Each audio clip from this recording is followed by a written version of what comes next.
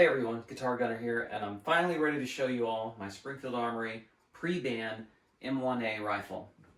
So, for anyone wondering what the M1A is, the M1A is the civilian version of the military M14 service rifle. And the M14 service rifle was actually built to replace the roles of 4 different rifles. And those rifles were the M1 Garand, you see above me, the M1 Carbine, which I'm sure a lot of you probably own, the M3 submachine gun, and the M1918 Browning automatic rifle.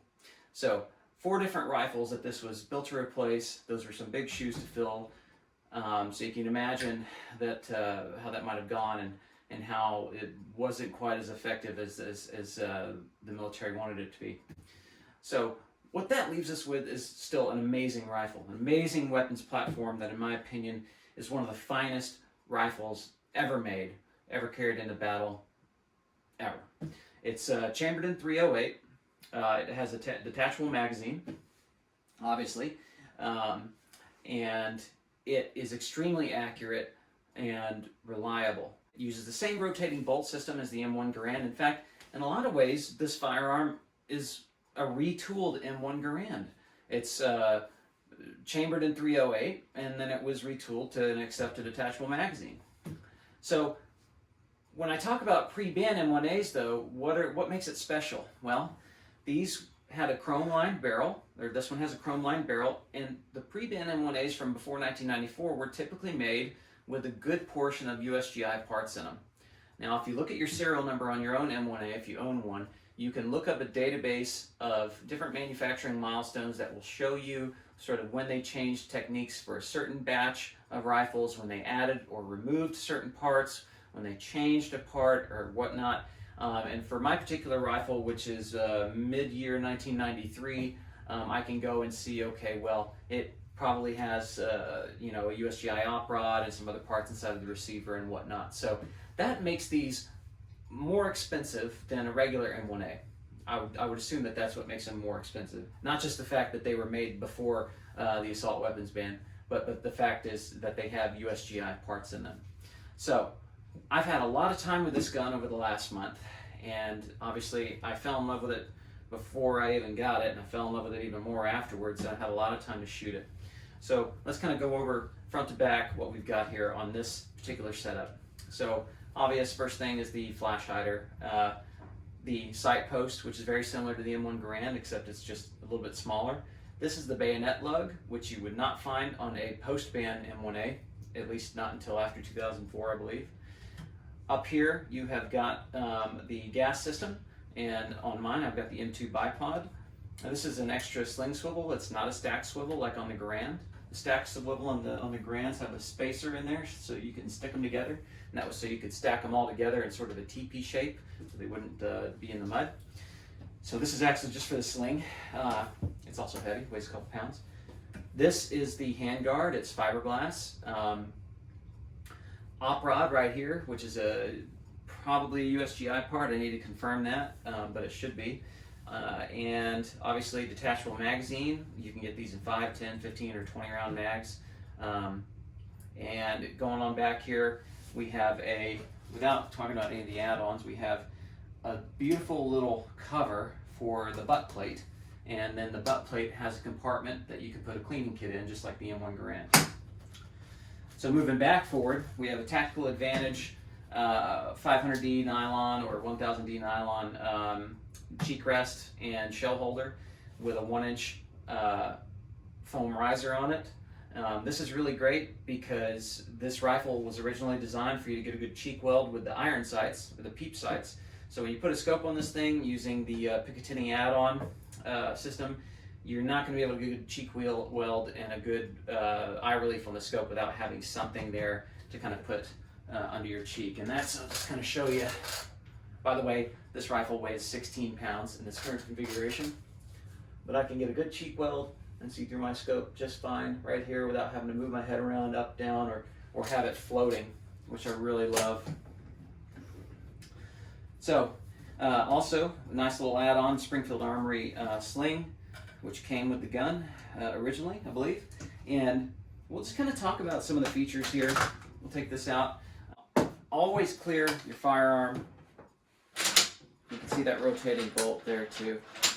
I'm going to just go ahead and clear it. But I put this mag in before I started the video. I knew the weapon was clear beforehand, but I just wanted to show you that every time you take a magazine out, rack your bolt, make sure there's nothing in there, just to be safe. Anyway, moving on along. I like to shoot a few different types of ammo. When I'm doing zeroing and a little bit more like shooting groups, I will use Norma 308. Excellent ammunition, very consistent through the chronograph. When I'm doing more long range stuff where I need better ballistics, I'll use something like 168 grain boat tail hollow point. This is a Sig Sauer ammunition here. And then if I'm just plinking and I really don't care and I don't need the brass back, I will use something like some older European surplus 7.62 ball. So this particular ammo is Pindad, stamped 85. It's non-corrosive, but it is Berdan primed, so I really can't use that again after I shoot it, unless I want to melt the brass down and make a candle holder or something. For this particular rifle, it's been extremely accurate. I had the great fortune of being able to deal with the Athlon warranty department, and I had a scope that I initially mounted to this thing that when I went to zero it, after a few shots, the reticle became canted by 45 degrees. I sent the scope into Athlon thinking they would send me a $200 scope, which is what I originally bought. Instead, they opted to send me a $625 MSRP Athlon Helos BTR Gen 2, which is a 12 by 42 with a front focal plane reticle on it. Pretty awesome scope, illuminated reticle, and much better than the one I had before. So kudos to the Athlon warranty department for hooking me up. Other than that, though, the first thing I noticed was as soon as I started shooting this thing, I could tell that it was extremely accurate. Even before I had the scope zeroed, I was shooting kind of low, and I was putting bullets right next to each other on the paper, as in there was no paper in between the holes on the target, which I thought was pretty amazing. Especially since I wasn't used to the rifle, I wasn't used to the trigger pull, I wasn't really used to anything about it. So that should tell you right there why a lot of people choose these for long range match shooting. Of course, there's the national match version of this rifle that has probably some much more fancy features that I don't know off the top of my head. But what I can tell you is that just the regular version of this, whether it's a pre-ban or post-ban, is going to be an awesome gun. Of course, with pre-ban, you get the cool, bragging rights, and you get to know that your rifle was created with USGI parts surplus, and that's why it's worth a little bit more. But really, any M1A that comes from Springfield Armory is going to be an amazing performing rifle, and it's going to be reliable. It's going to be a gun that you're going to want to pass down, keep in your family. So that's it. I don't have much else to say about the gun other than that. I love it. It's amazing. It's the freaking best rifle I've ever owned. It's beautiful. It's heavy as hell. It's 16 pounds. It's not the most practical rifle to take hunting with you.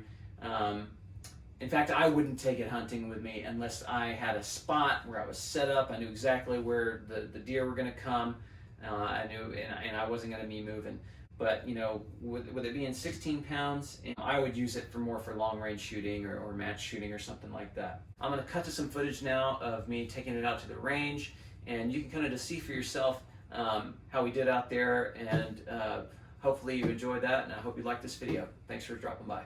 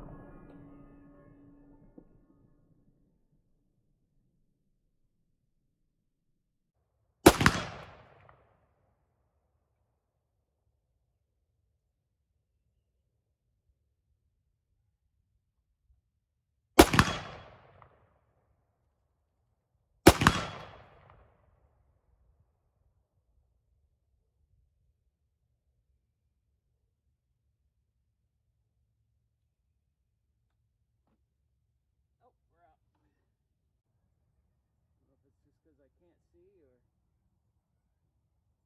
let's ring some steel. Zoom out a little bit.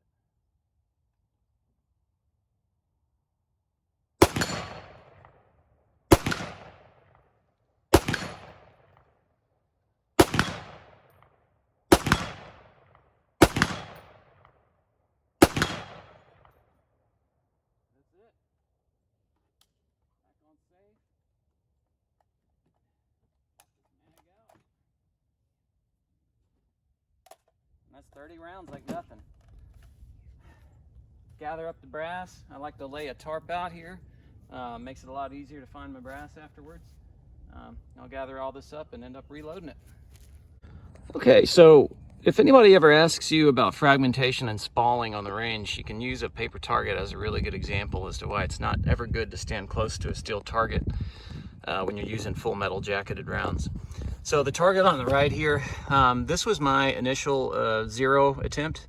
So I was initially shooting low and to the right, which was this shot here, adjusted here, and then I started shooting real far to the right because I left the windage knob open and it moved.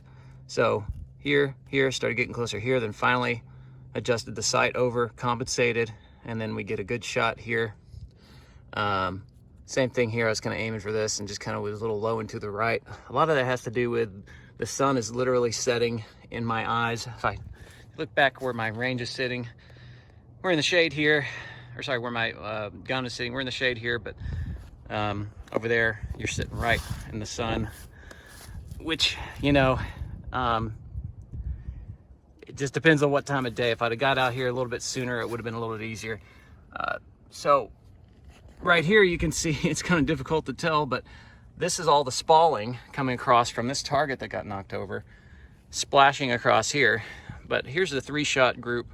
I was shooting a little low, getting used to a new scope. It's the Athlon Helos BTR Gen 2. And aside from that though, I mean, I'm happy with that grouping. That's a solid group. It's just a little bit low. And the same thing here, you know, I bore sighted it with a laser and I was already getting this group right there. And that's just so solid. I'm still getting used to the trigger on that gun. It's just super, super sensitive. And it's just still getting used to the firearm overall, but I'm happy, you know, with the groupings on that. And I can't wait to take this thing out, you know, to a longer range. Unfortunately, I don't have access to one around here, so I'm still looking for one that'll give me, you know, up to 300 yards, maybe even more. If I could get it out to 1,000 yards, I don't know. I'll have to drive somewhere for it. All right, so I wanted to get some additional footage when there wasn't so much glare. So I've got my range set back up down there. I'm not 100% confident that I've got a perfect 0 on this scope, but I'm gonna ring some steel anyway, and we're using some surplus 7.62 NATO ball ammo. Safety's on, and let's see what kind of group we can get. Zoom her on in. There we go.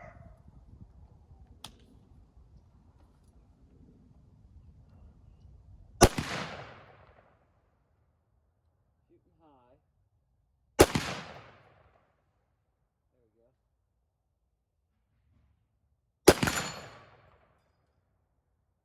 Hit that pumpkin.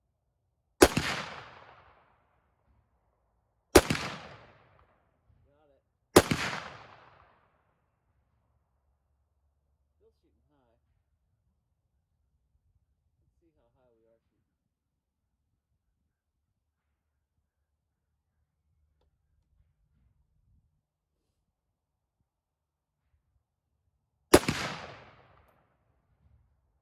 That was dead center, so I guess it's just me.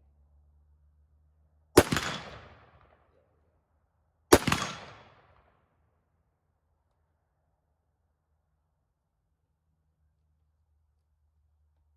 Let's see.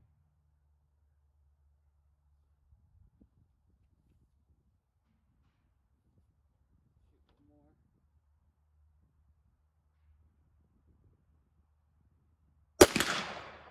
Oh yeah, we're on. We're hitting a 4-inch target. yards.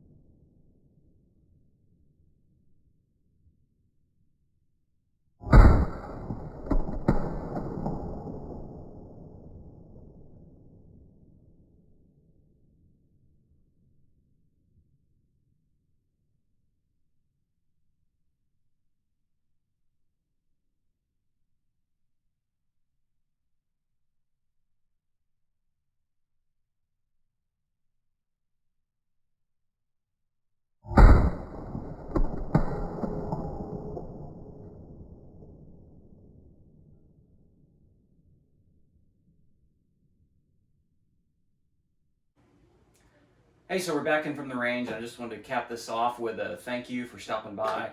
If you liked the video, feel free to hit that like button and the subscribe button. I'm just getting the channel off the ground, so every subscriber, every comment, everything helps. Helps with that motivation to get content created. I've got more on the way. I love talking to you guys. I love all the feedback that I get, so I appreciate it. And again, we'll see you next week with a new video, and I'll be releasing a short to let you know what that's going to be. Again, thanks for stopping by, and see you all around.